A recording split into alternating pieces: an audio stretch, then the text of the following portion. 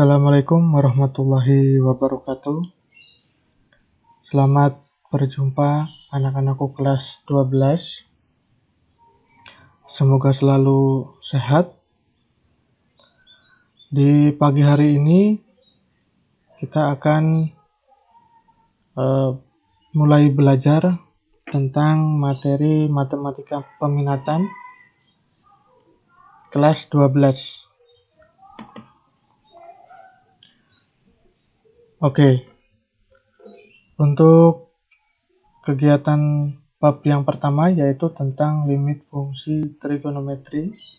Ya, silahkan kalian simak video pembelajaran berikut ini. Kemudian setelah kalian melihat video, nanti kalian bisa mengerjakan latihan soal. Ya, latihan soalnya silahkan dikerjakan di buku tugas masing-masing. Ya, kita mulai untuk bab yang pertama yaitu tentang limit fungsi trigonometri. Pastinya kalian sudah belajar tentang limit di kelas 11 semester 2 yaitu tentang limit fungsi aljabar.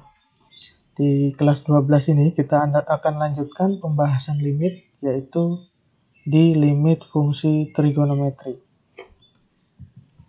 Tujuan pembelajaran kita yaitu yang pertama, kalian dapat menentukan nilai limit fungsi trigonometri menggunakan metode substitusi.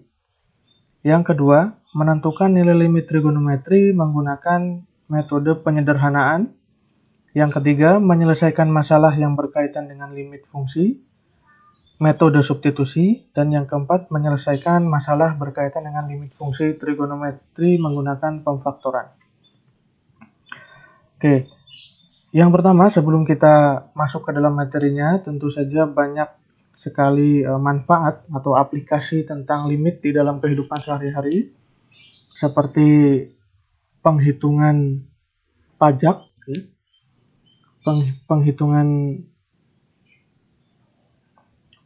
kemudian dalam bidang astronomi, itu perhitungan bintang-bintang, dalam bidang kelautan, juga tentang radar atau sonar, itu biasanya juga menggunakan prinsip trigonometri atau limit trigonometri. Selanjutnya tentang penilaian. Nanti setelah kalian belajar materinya, di akhir nanti ada penilaian berupa tugas atau kuis, silahkan kalian kerjakan. Kemudian kalian kerjakan ulang di buku tugas masing-masing. Oke, kita ingat kembali materi limit fungsi aljabar di kelas 11 yang lalu. Ya, ini adalah metode substitusi ya, limit 2x kuadrat plus 3x min 4 untuk x mendekati 5. Jadi kita tinggal mensubstitusikan nilai x sama dengan 5 ke dalam fungsi tersebut, maka kita dapatkan 2 kali 5 kuadrat ditambah 3 kali 5 kurangi 4 ya, sama dengan 61. Yang kedua, nah, ini kalian ingat bahwa ini bentuknya kalau kalian substitusikan nanti menghasilkan 0 per 0. Ya, maka dari itu kita menggunakan cara pemfaktoran. Ya, kita faktorkan yang atas, faktorkan yang bawah, ada suku sejenis kita coret, lalu kita substitusikan menghasilkan hasilnya negatif 2. Oke, sekarang kita ingat kembali materi di matematika peminatan kelas 11 yaitu tentang rumus-rumus identitas trigonometri. Ya. Kalian ingat ada rumus ganda, rumus penjumlahan, rumus perkalian. Ya, ini contoh nomor 1, sin 2x itu adalah ini sin 2x harusnya 2 sin x cos x ya. Mohon maaf, video tulisannya salah di sana. Sin 2x harusnya 2 sin x cos x. Kemudian yang kedua, cos 2x itu ada 3 bentuk. Ya. Yang pertama ada cos kuadrat x min sin kuadrat x. Yang kedua 2 cos kuadrat x min 1. Dan yang ketiga 1 min 2 sin kuadrat x. Kemudian ada rumus jumlah, sin A plus sin B. Ya, menjadi 2 sin A plus B per 2 cos A min B per 2. Sin A min sin B menjadi 2 cos A plus B per 2 sin A min B per 2. Cos A plus cos B 2 cos A plus B per 2 cos A min B per 2. Yang terakhir cos A min cos B min 2 sin A plus B per 2 sin A min B per 2. Nah, ini rumus-rumus ini akan sering kita pakai nanti dalam mengerjakan limit trigonometri. Maka kalian silahkan buka kembali, ingat-ingat kembali materi matematika peminatan di kelas 11. Oke, sekarang kita mulai dengan suatu permasalahan seperti ini. Misalkan nomor 1 ya, limit sin x plus cos x per tan x untuk x mendekati v per 4. Yang kedua, limit 1 min sin x per cos kuadrat x untuk x mendekati v per 2. Bagaimana cara menyelesaikan atau mencari nilai limitnya? Apakah menggunakan cara yang sama ketika kita menyelesaikan limit fungsi aljabar pada waktu kelas 11? Oke, kita langsung. Yang pertama, kita menentukan nilai limit dengan metode substitusi. Bahwa limit fungsi trigonometri ya hampir sama dengan fungsi aljabar.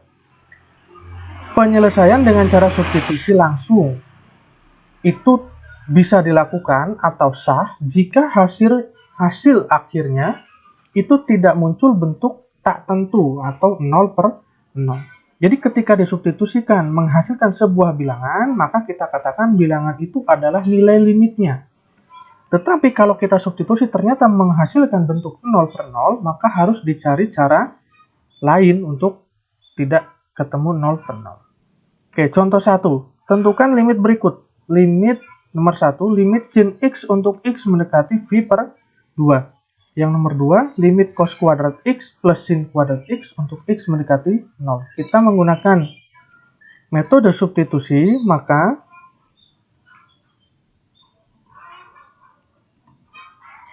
nomor 1,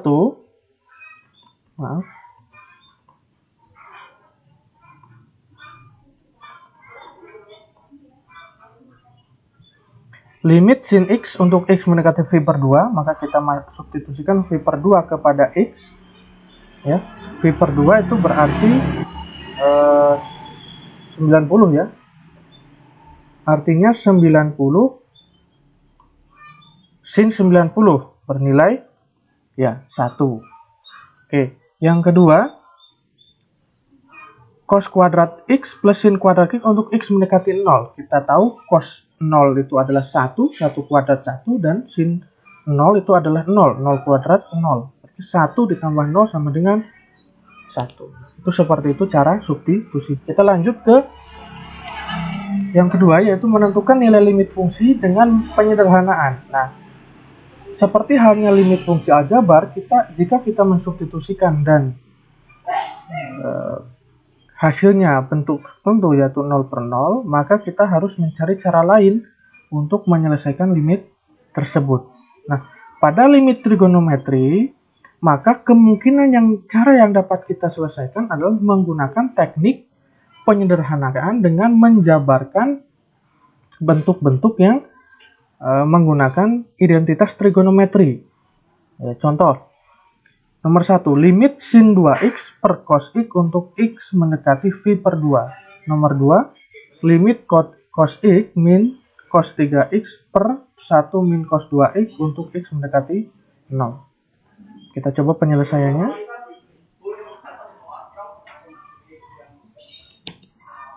Ya. Penyelesaiannya untuk yang nomor 1, ya. Limit sin 2x per cos x. Sin 2x di sini kita bisa jabarkan menjadi 2 sin x cos x per cos x. Ada cos x sama di sini kita bisa coret, maka menjadi limit sin 2x per limit sin 2x untuk x mendekati v per 2. Setelah dalam bentuk ini kita langsung substitusikan v per 2 ke dalam x, yaitu 2 sin v per 2 atau sin 90. Sin 91, jadi 2 kali 1 sama dengan 2. Soal nomor 2, limit cos x min cos 3x per 1 min cos 2x untuk x mendekati 0. Oke, ini agak panjang ya. Ingat bentuk yang atas, cos x min cos 3x itu menggunakan rumus jumlah ya, jumlah dari trigonometri, yaitu min 2 sin. Nah, ini ya, X ditambah 3X per 2 sin X min 3X per 2. Kemudian yang bawah, bentuk cos 2X ini kita jabarkan menjadi bentuk 1 min 2 sin kuadrat X. Sehingga bentuk yang bawah menjadi 1 min dalam kurung 1 min 2 sin kuadrat X. Oke, yang atas kita sederhanakan. X ditambah 3X itu 4X. 4X dibagi 2 berarti menjadi 2X. Kemudian yang belakang menjadi sin negatif X. Yang bawah menjadi, kita buka kurungnya seperti ini. Kemudian yang atas menjadi, nah, perhatikan di sini sin negatif X. Ini sin sudut negatif, itu artinya negatif sin X. Kemudian bertemu dengan negatif yang di depan menjadi positif. Jadi 2 sin 2X kali sin X. Yang bawah ini 1 min 1, 0. Sisanya 2 sin kuadrat X. Kemudian, nah, perhatikan di sini sin 2X kita bisa rubah lagi, bisa jabarkan lagi menjadi 2 sin X cos X dikali sin X per 2 sin X. Nah, sin kuadrat kita bisa jabarkan menjadi 2 sin X kali sin X. Ya, ini ada beberapa bentuk yang sama, yaitu sin X kita coret. Sisanya adalah limit X mendekati 0 dari 2 cos X. Kita substitusikan 2 cos 0. Cos 0 itu 1. Jadi 2 kali 1 sama dengan 2. Nah, seperti itu ya. Silahkan kalian pause videonya jika ingin memahami lebih lanjut lagi. Maka, simpulan dari kegiatan di atas, dari contoh di atas, kita bisa simpulkan bahwa untuk menentukan nilai limit fungsi trigonometri limit fx untuk x mendekati a dapat dilakukan dengan metode substitusi dengan mensubstitusikan nilai x sama dengan a ke fungsi fx dengan syarat hasilnya tidak boleh muncul bentuk 0 per 0. Yang kedua, apabila menggunakan metode substitusi dihasilkan bentuk 0 per 0, dapat digunakan metode penyederhanaan, yaitu dengan menjabarkan ya dengan identitas trigonometri, pembilang dan penyebutnya. Oke, itu adalah penjelasan tentang limit trigonometri bagian awal. Setelah ini ada beberapa latihan, silahkan kalian tulis di buku dan kalian kerjakan latihan ini. Silahkan pause videonya dan tulis soalnya di buku. Ini adalah bagian A, terdiri dari 4 soal. Kemudian bagian B terdiri dari 4 soal. Kemudian ini ada soal HOTS tentang penggunaan limit trigonometri dalam fisika. Seorang pekerja menggunakan papan kayu sepanjang S untuk memindahkan setiap balok yang bermasa 50 kg ke berbagai tempat seperti diilustrasikan pada gambar. Dengan gaya minimal yang diperlukan dirumuskan dengan F sama dengan W kali H per S, ya, di mana W berat balok dan H tinggi tempat. Jika percepatan gravitasi 10 meter per sekon kuadrat dan gesekan diabaikan, berapakah gaya paling kecil yang mungkin untuk memindahkan setiap balok dengan papan tersebut? Nah, ini adalah menggunakan proyeksi ya, sumbu X, sumbu Y. Nah, kalian pasti sudah mendapatkan materi ini di fisika. Silahkan kalian kerjakan dengan cara fisika, kemudian nanti dikaitkan dengan limit trigonometri. Jika ada pertanyaan, bisa kalian langsung menghubungi Pak Guru lewat Kuiper atau lewat WA. Oke, sekian untuk pembelajaran awal di limit trigonometri. Ya, kalian sudah mempelajari ini, silahkan dipelajari lagi. Soalnya kalian silahkan tulis di buku tugas dan dikerjakan secara mandiri. Terima kasih atas perhatiannya. Semoga selalu sehat. Wassalamualaikum warahmatullahi wabarakatuh.